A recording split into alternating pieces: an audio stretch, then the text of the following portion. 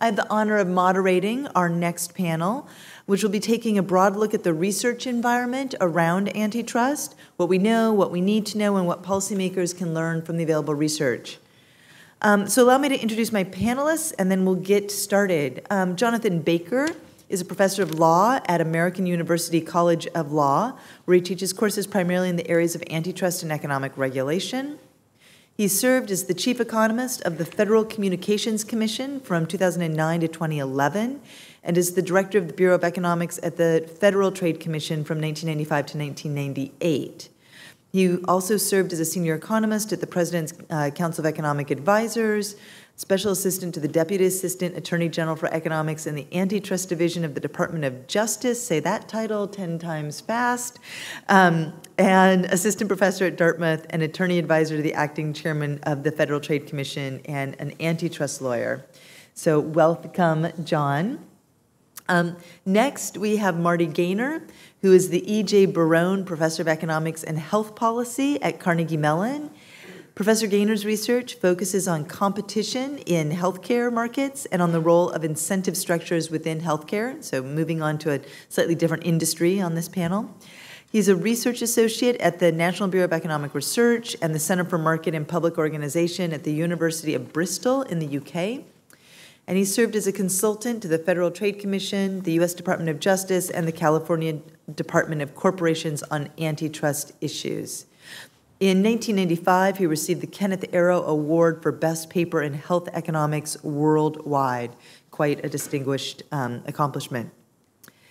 And then finally, here to my left is Marc Jarsulic, who's the Vice President for Economic Policy at the Center for American Progress and an author of CAP's recent report, Reviving Antitrust. He has worked on economic policy as Deputy Staff Director and Chief Economist at the Joint Economic Committee, where we work together, I will note, as Chief Economist at the Senate Banking Committee and as Chief Economist at Better Markets. He has practiced antitrust and securities law at the Federal Trade Commission, the Securities and Exchange Commission, and in private practice. Before coming to Washington, he was a professor of economics at the University of Notre Dame, and his most recent book is called Anatomy of a Financial Crisis. So as with the prior panel, we're going to start with a brief overview from each of the panelists, and then we're going to get into some moderated Q&A, and then we'll have some time for questions before we hear from Commissioner McSweeney. So, Marc, I want to start with you. I know you have some great data to show us on competition, so hopefully a few slides here. Okay. Fantastic.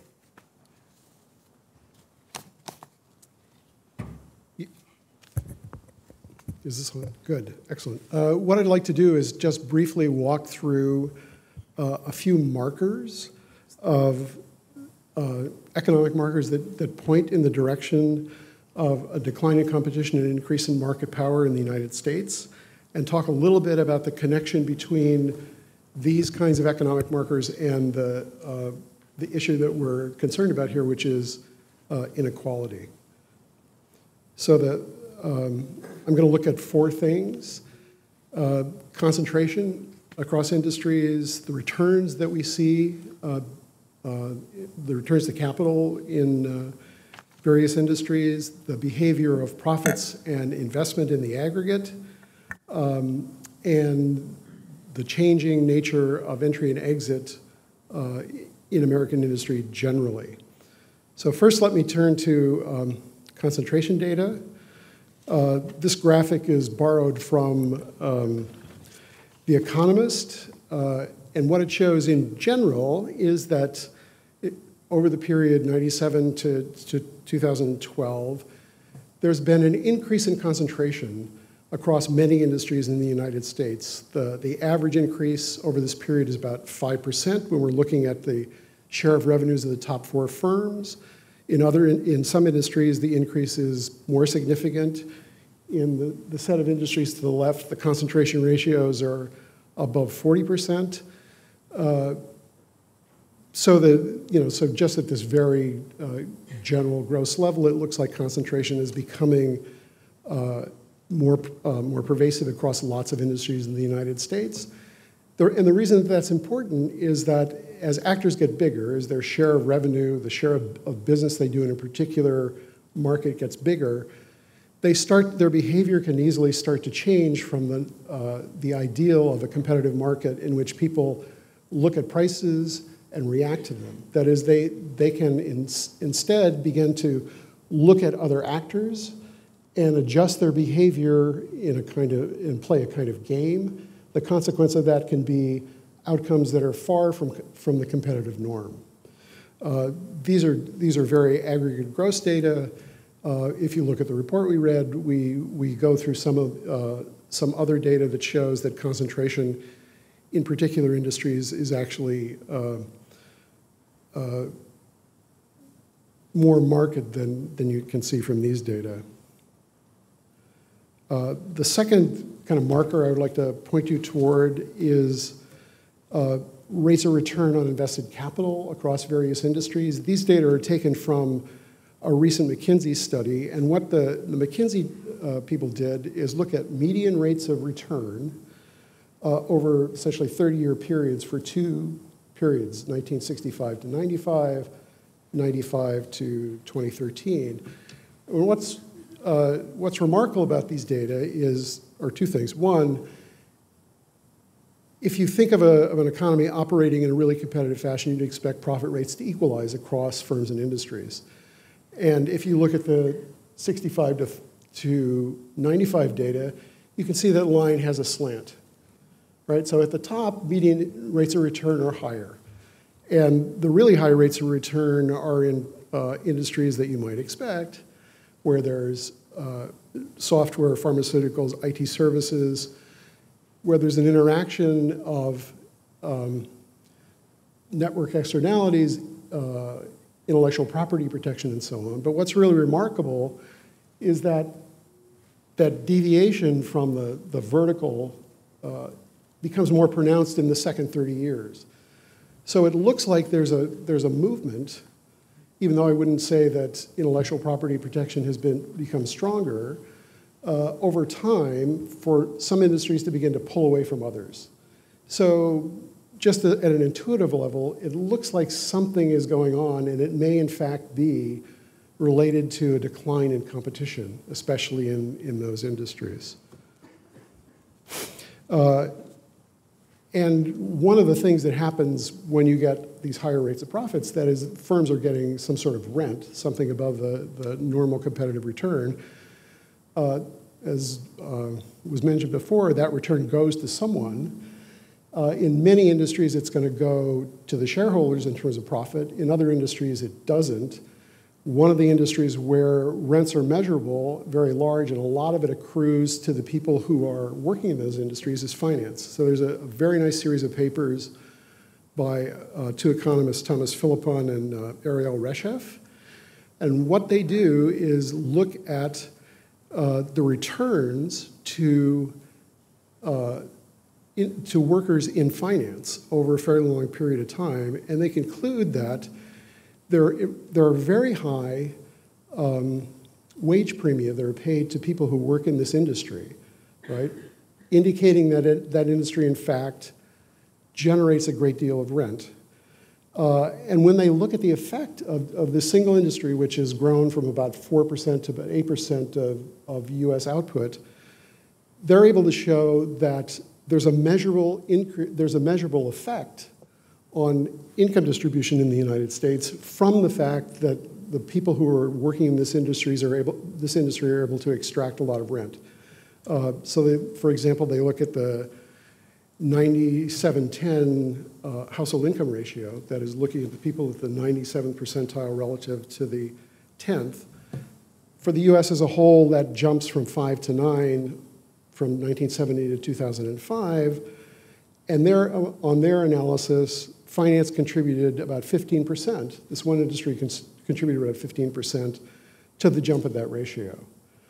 And it's pretty clear from their work on the cost structure of this industry that that jump in rent is not a consequence of the fact that finance is really innovative.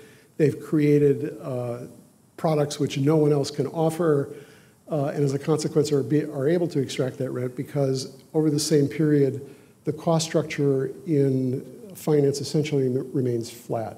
This is an industry that's increased its profitability enormously, paid its workers incredibly high premiums and really offered no innovation that's reflected at least in cost.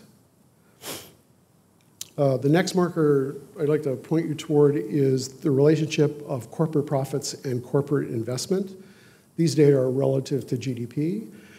And normally, the profits and investment track each other. Corporations, even if they don't fund their investment internally in the economy as a whole, the amount of profits that are earned more or less track the amount of investment that's being made. But from around 2000 onward, as corporate profitability as a share of GDP has risen, investment relative to GDP has fallen. The fact that it begins in 2000 suggests that this deviation really isn't explicable entirely by the Great Recession and the overall downturn.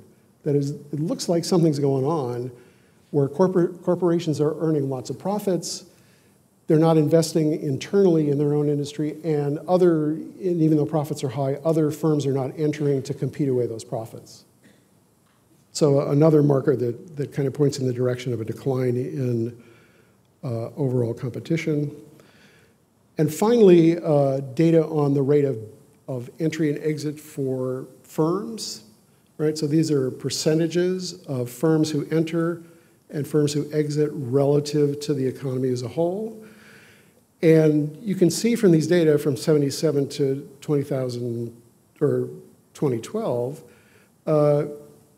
that while there in the past has been a healthy surplus of entering firms relative to exiting firms, that difference declines over time, and by the end of the period for which these data are available, the net entry is essentially zero. And so it's an interesting question as to why firms aren't entering at the rate they have in the past, and one possible explanation of that is that competition has declined. So if in fact those markers that we look at are really connected to the decline in competition, really do signal that, the effects on the economy as a whole are really significant. John Quokka's talked about the effects on prices. These translate to effects on real wages. They speak to the possibility of small and medium-sized businesses entering and providing employment growth. It has implications for innovation. If you look at our report, we have the example of pharmaceuticals, which where there's some very nice work showing that as the pharmaceutical industry has merged and become more concentrated, not only are they able to extract rents from the decreased competition, but they also begin to devote fewer resources to research and development.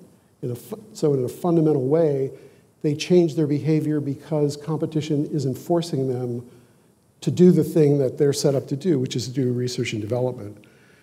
And I would just point to one further effect, which is rent seeking, and something you see in finance especially.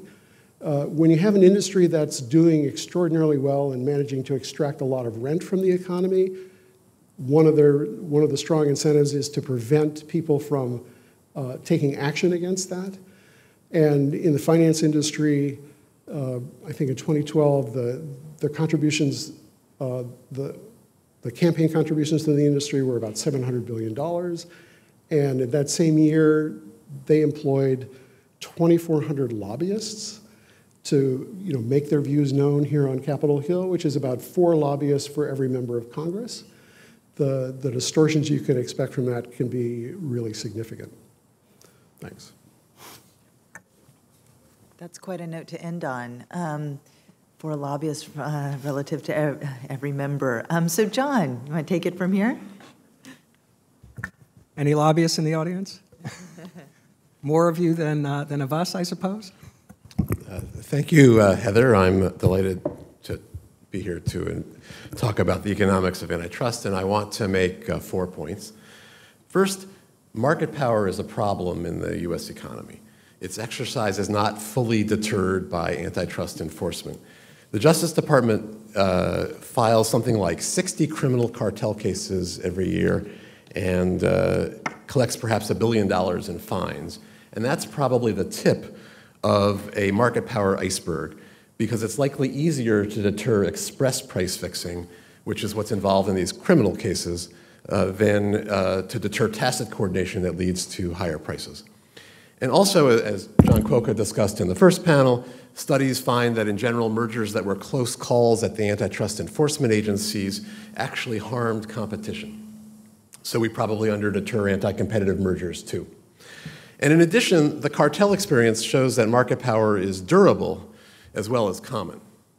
So my second point is that market power appears to have been growing for decades. And I have 5 possible reasons to suggest as to why it's plausible to think that, some of which were discussed by the first panel.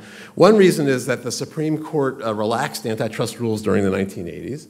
Another reason is the substantial increase in equity ownership by diversified financial investors like BlackRock and Fidelity. As Fiona said in the earlier panel, when competing airlines or banks have the same large shareholders, the rival firms might refrain from competing aggressively against each other. The third reason is that many large information technology firms have benefited from substantial network effects or intellectual property protections, which probably insulates them from competition in some of their major markets. Their success has greatly benefited consumers and contributed to the economy's productivity growth, but consumer benefits and productivity growth would likely be even greater if dominant information technology platforms faced more competition.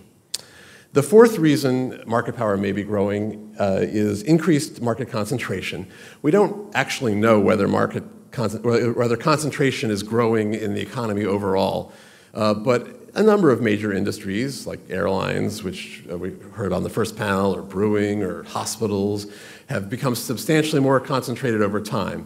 And in some industries, it's true that the internet has facilitated entry by small firms into narrow product or geographic niches, but the long tail doesn't necessarily compete away market power from the industry leaders. The fifth reason market power may be growing is that governmental restraints on competition may be on the rise.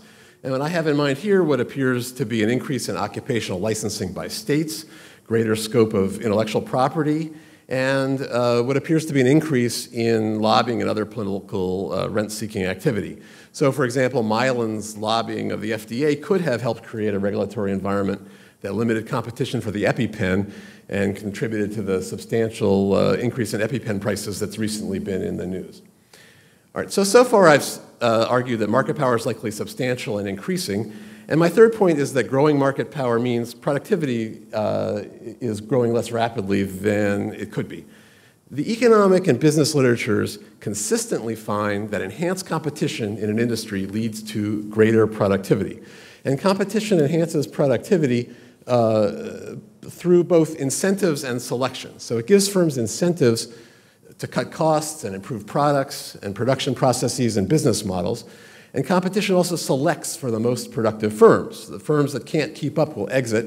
And when you lop off the least productive firms from the distribution of industry firms, that increases average industry productivity. Now, there's an argument about the incentive mechanism that relates to competition policy. Everybody agrees that firms want to innovate to escape competitive pressure. But if a firm expects its rivals will quickly copy its new products and then compete aggressively, it might decide it won't earn a sufficient profit to justify its research and development investments. And in thinking about that possibility, some economists have argued that firms with market power before they innovate are more likely to profit from R&D investments, and they conclude that market power may be good for innovation. But that's not likely to be true in general, because firms that make major R&D investments usually have many other ways to appropriate sufficient returns, even with some imitation.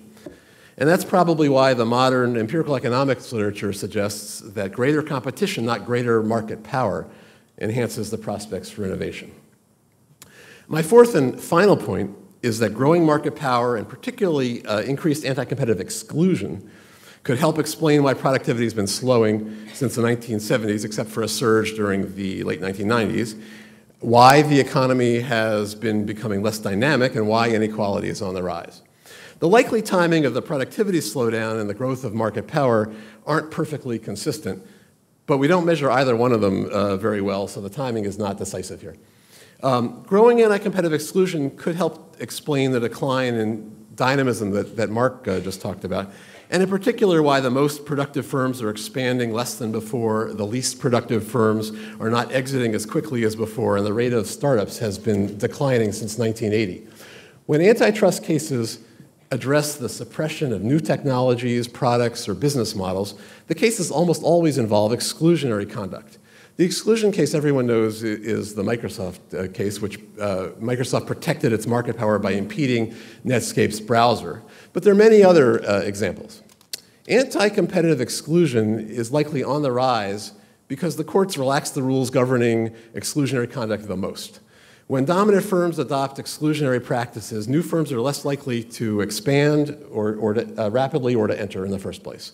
And at the same time, successful firms are more insulated from competition, so they have less incentive to innovate and to expand. Increased market power likely contributes to inequality because the returns from market power go disproportionately to the wealthy. And that's what Fiona said on the first panel. Increases in producer surplus from the exercise of market power accrue primarily to shareholders and top executives who are wealthier on average than the median consumer. Unionized workers might have been able to appropriate some market power rents in the past, but that possibility has limited practical importance today with the decline of private sector unionization.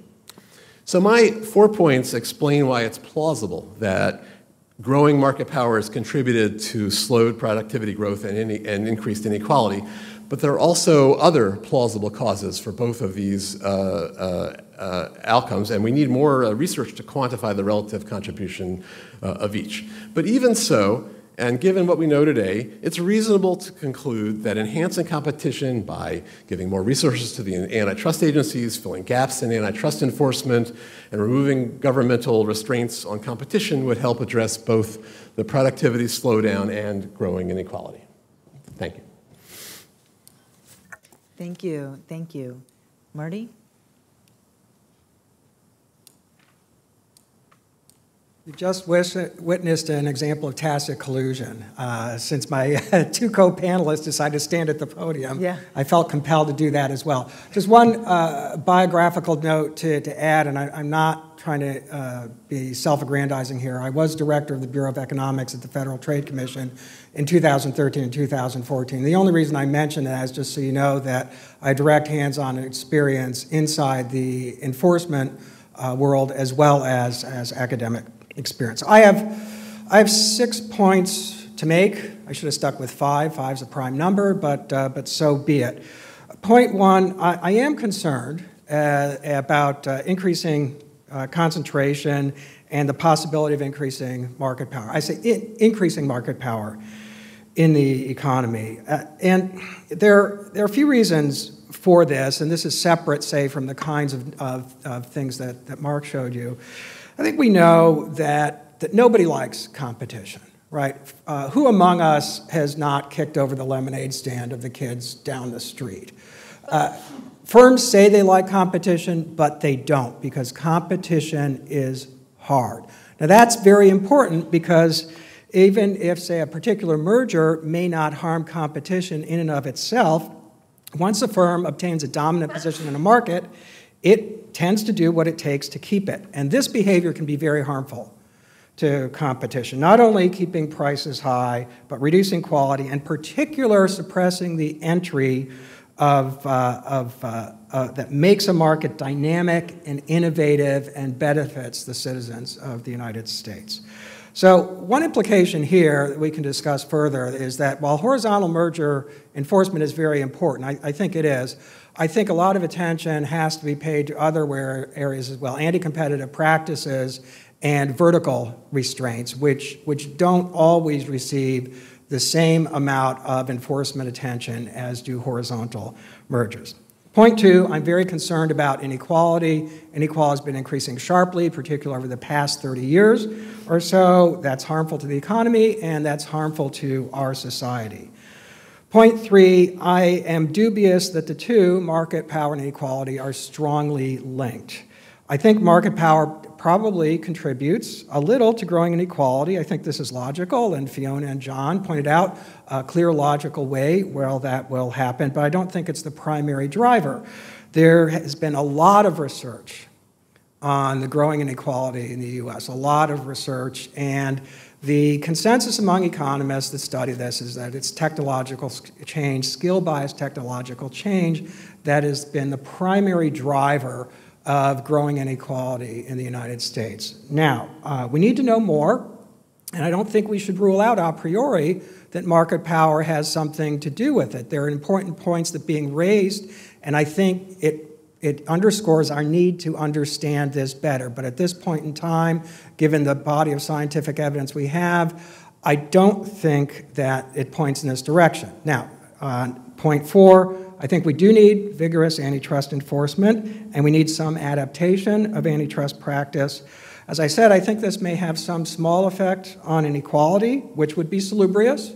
That's certainly a fine thing, but I think it would be a mistake to focus our policy efforts to reducing inequality on market power and antitrust. I think we need to focus elsewhere on training, particularly skilled vocational training and education, and on tax policy, increasing tax rates at the top. The last is particularly simple, although of course not straightforward politically. Point 5, while we need a strong and vigorous antitrust enforcement, I think we have to be careful not to equate big with bad. I think that would be a mistake and a major step backwards. We don't want to publish firms for succeeding. So, and last point, I don't think it would be wise to try to turn antitrust into a political tool. A couple reasons for that. I don't think antitrust is actually a very good tool for this. Antitrust is a very blunt tool for lots of reasons. And I think it could lead to potentially conflicting objectives at the enforcement agencies. People have mentioned issues about the ability of the enforcement agencies to do more generally, and I think that has to be taken into account. I think changing the tax code, getting Citizens United reversed, are things that would have very salubrious effects in this direction, I think far more important than focusing on antitrust. But last, I don't think politicizing antitrust, at least politicizing it any more than it is at present, is a good idea. It would divest it of its legitimacy and credibility. I think if antitrust gets turned into a hammer used by one group against another, that's not good for the country. And one has to bear in mind, one may not always be so pleased with whoever it is that's holding the hammer at present. Thank you. Thank you. So let me roll right into a few questions here. Let me actually just sort of start where Marty ended and throw the question out to Marc and to John about, we've had a conversation up here about the connection between antitrust and inequality. Marty's just said that he doesn't think that, while he thinks inequality is important, he doesn't think that they are linked, and it was really pointing from competition to outcomes on inequality. Would either of you, John or Marc, like to comment on that? And we are especially interested, so that's sort of one question. The second question would also be, we're very interested in the intersection between from inequality to other economic outcomes. And Marc, you talked a little bit this in one of your slides. Be curious to hear a little bit more reaction on whether or not you think that the causality goes the other way, or what that intersection is. Okay. Yeah, I think that the correct view, or a reasonable view, of the relationship between competition and inequality is that prima facie there's certainly evidence that declining competition can have an effect. I mean, I think the work that John Cuoco has done shows that when competition is eroded, there are going to be effects on real wages just through the effect on prices. I think that there's also a lot of evidence from the work of people like Piketty that increased movement of income toward capital, which is quite conceivably tied to a decline in competition, has contributed significantly to income inequality. And in fact, if you look at the Piketty data, you see a couple of things. One, that most of the boost in inequality has been at the very top of the income distribution, and that there are two things that contribute to that. One is the rise of very high salaries, right? The shift of the distribution of income within corporations. So there's a shift upward inside the corporation. And then there's a shift of income to capital. So the households that are doing the very best are very highly paid in the work that they do, and they also have ownership of capital, where rates of return seem to be rising. So that it's a complicated question. It's pretty clear that a decline in competition is having an effect through capital income, and it may well be happening. It may well happen that in cases like finance, that at least some of what we're looking at in terms of the shift of income to highly paid individuals has something to do with competition within industry. But I think it's an open question. It's an empirical question. It's one that deserves to be looked at very carefully. So I'm not sure that Marty and I are actually as far apart as it might seem. The market power is certainly... We're right next to each other, Joe. There you go. Market power is a plausible cause of growing inequality, but it's really hard to say quantitatively with what we know how much difference it makes. One problem is we don't have a good quantitative measure of the overall magnitude of the market power problem itself. But another problem is disentangling the effects of market power from all the other factors that have been changing at the same time that have contributed to inequality. Not just, partly would be the technological change favoring labor-saving technologies that Marty pointed to, but there are a host of other things. Globalization that lets low-wage workers from abroad compete down domestic manufacturing wages, the less hospitable climate for labor unions, erosion of the purchasing power, the minimum wage, changes maybe in corporate governance that let the top executives earn more, perhaps decreased collection of estate taxes, or the deregulation of the finance sector that gave rents to the financial firms and shifted risks to the public. There are all kinds of things, and I'm sure I haven't given you a complete list here, that one would have to disentangle it. It's just hard to do. But there's another way to also go about it, which would be worth pursuing to figure out the contribution of market power to inequality, and that's the work from the bottom up. And we could, if we, in principle, one might want to try to figure out how much prices and margins were higher because of the exercise of market power in various industries, whether the size of those industries is growing over time, and who owns those firms. And who owns their investors if the ownership of the firms is in the financial investors that are investors of their own, and then what's the income and wealth of the owners? That's a very hard problem, but one could imagine working on that problem too. Heather, if I may, I just want to be clear.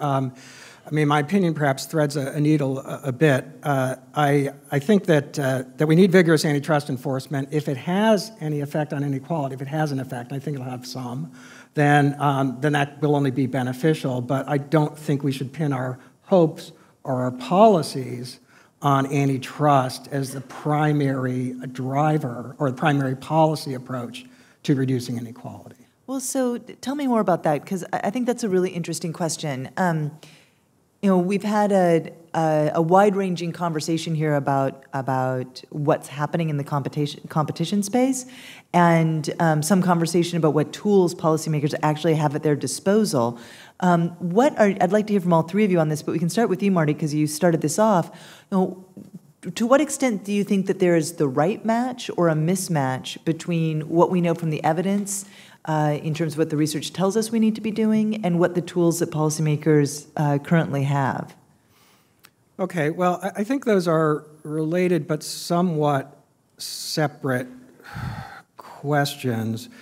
So I think in terms of things that I think we need to know more about and that would be definitely useful to enforcers, we We need to know a lot more about factors that facilitate or inhibit entry into markets. Again, I think entry is absolutely critical. So we need more evidence on that. We need more evidence on anti-competitive conduct and vertical restraints, including vertical merger. And while there is some evidence on market-powered innovation, as John mentioned, I think actually we need a lot more evidence on that. In terms of enforcement or sort of policy innovations, Fiona mentioned some that I think are all excellent ideas. One thing I want to emphasize, and John brought this up as well, is for certain markets, states play an absolutely critical role. So recently, for example, the state of Michigan has elected to block direct sales of automobiles, which effectively blocks Tesla from the market, and that basically substitutes the state's judgment for consumers' judgments about what's beneficial for themselves. Occupational licensing, as John mentioned, has grown, I think, by a factor of 5 over time, and some of this stuff is stuff we want, right? We do want licensing for physicians, for example, Jethro Bodine. We probably don't want performing brain surgery, but it's not obvious that turtle farmers or maple syrup extractors need to be licensed, let alone eyebrow braiders. So in certain markets, states can play a big role, and a lot more attention has to be paid to this. I think that we need to start thinking more broadly about what I'd call competition policy. Antitrust enforcement is a key part of that, but there are other key components, what other federal agencies do and what states do, and thinking about other sorts of activities that the enforcement agencies can do. And one last thing I want to mention is the enforcement agencies are in well up over their ears. We're all fans for various reasons of the enforcement agencies and want them to pursue more and better things. I'm sure they'd be delighted to do that, but they need a lot more resources if they are going to do that and not cut back on something else that we value. I'm actually interested in your metaphor, over your ears versus over your head. So there's some space for, anyhow. If it's over your nose, then you got a problem. Got it. Okay. I think the most important constraint, other than resources on what the agencies can do, is the courts. The antitrust agencies operate mainly through deterrence. They operate to change norms and conduct through the way they select cases and through the speeches the officials give and other kinds of guidance they provide. But the courts constrain what the agencies can do. Changing antitrust doctrines in the court requires agencies to use the selection of cases to litigate and the amicus briefs that they write to help shape judicial decisions. And, and buttressed by academic work that would help, offer and defend new approaches, too. There's a great deal of potentially harmful conduct that's hard to reach under the antitrust laws.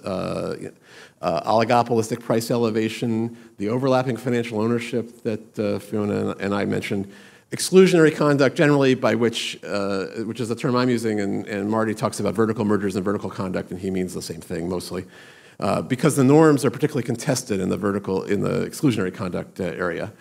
There's a parallel exclusion that Scott Hempel and Tim Wu have written about. Rents from exercise of market power that might be exercised by firms that are benefiting from scale economies or network effects or intellectual property protections. There are all kinds of things that are hard to reach, and in many reasons, often for good. In many of these areas, it's often for good reasons, and so it's hard to work through and to change how it's approached. And I also just want to say that I agree with Marty that. There's more that other agencies, others like sectoral regulators like the Federal Reserve and FERC and the FCC and the executive branch agencies can prioritize competition more, and there are other areas to focus on, like in the states and the like. If I could say, I want to second what John said about the courts. I think the courts are a very important constraint, and I'm grateful John mentioned that, and I think the agencies can address that in part, as Fiona said, by being a bit more aggressive in a number of areas, but I think a lot of thought has to be given to to how to get information to the courts so that they have the tools they need to make the right decisions. It was mentioned that judges who sit on these antitrust cases hear all kinds of different matters. It may be racketeering one day, drug cartel another, and then antitrust, of course, across all kinds of different industries, then telecom, healthcare, what have you. And so they're often very challenged in dealing with these things. So I think that's a very important issue. So thanks, John, for raising that. Yeah, let me follow up on that a little bit.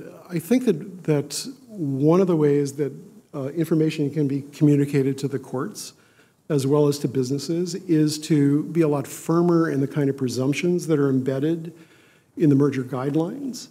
If you say to the industry that, if you hit a concentration level of a certain quantity, we're going to challenge that merger, and the burden of proof will shift to you as the proposed merging party to show us that you're not going to have an anti-competitive effect. And agencies act on that and bring cases along those lines and explain in public why the empirical evidence has pointed them in this direction. I think that you then begin to get a different kind of response from the courts, because as you say, the people who are writing these opinions are lawyers, they're not experts. They're looking for clear guidelines that they can point to, which will make it possible for them to explain what they're doing and not get reversed. So that there's an interaction between the enforcement agencies and the courts, and if the agencies themselves are clearer and more definitive about what they're up to, I think over time it's possible to bring the courts along. Thank you. So we have time for one, maybe two questions, depending on how quickly they're asked. Would anyone like to get up and ask a question? Do I see a volunteer? Are you walking? You taking it? Okay. Fantastic. As somebody who has a question, who's ready to go. My question's about multi-sided platforms where substantial evidence suggests that the economics and competition work differently. Consumers and other participants often benefit from the size of the platform. And so competition is often said to be for the market more than within the market. So the question is, do we need to step back and study consumer welfare in these multi-sided platforms? That is a great question. Well, I think it's a great question, and it's obviously very important. Sort of the high-tech industry is obviously really important for the economy, both because it's become a large industry and has impacts on the rest of the economy, and a lot of that has that effect. Now, I think that economists have been looking at this for a long time, and I'm speaking as an economist. I don't have any opinion about legal scholarship here. And a lot of that already has gone into antitrust, witness the Microsoft case. So I think a lot of the issues there are what that entity does if it has acquired a dominant position, to whether it tries to maintain that dominant position. That's, in my opinion, where very careful attention has to be paid, because there's a very strong incentive if you've acquired a dominant position to maintain it. That's not the same as horizontal merger enforcement. It's anti-competitive practices, and I think that's where one area where we need a lot more activity in terms of enforcement. Anyone else?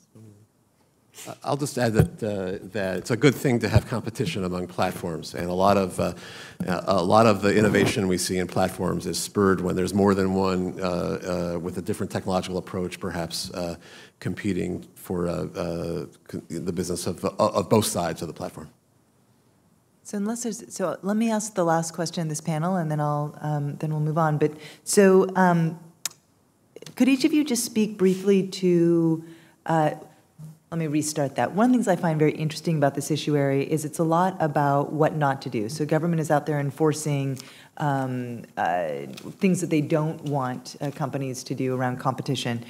Could you each speak for a minute or two about what we could do to actually promote competition, a more proactive agenda that might be less about the regulatory side and more about the promotion side? Marc, do you want to start? I think that's not an easy question to answer. And let me just turn to the financial sector to think about that. One of the complaints, I think, of the small business community is that there can be difficulties at times accessing credit for people who want to start small businesses and enter. And I think that one way to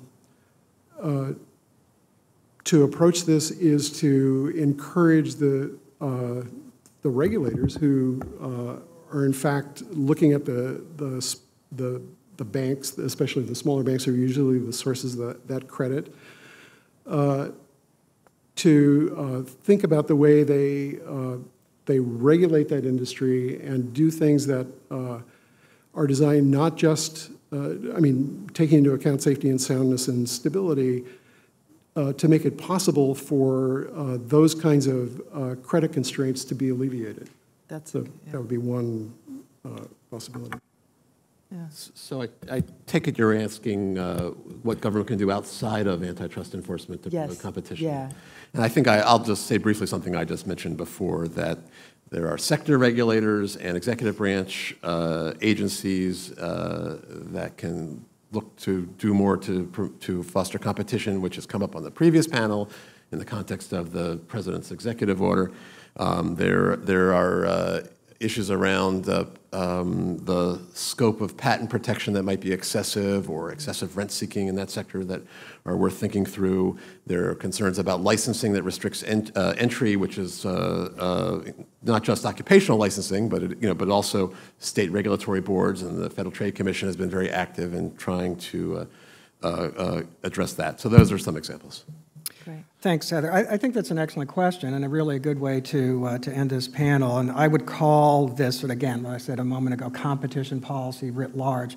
And I think you're right. Antitrust enforcers are cops, right? They come along when there's already a problem, and we need to have the system set up in a way so we avoid those problems as much as possible. So, again, I'm just repeating what others have said. Other federal agencies can have profound effects on how markets run. States can have profound effects on how these markets run. They're largely responsible for setting up rules of the road and monitoring. And another point that's important here, there was a question, I think, for the previous panel, Matt Stoller asked the question about these large, perhaps systemic effects.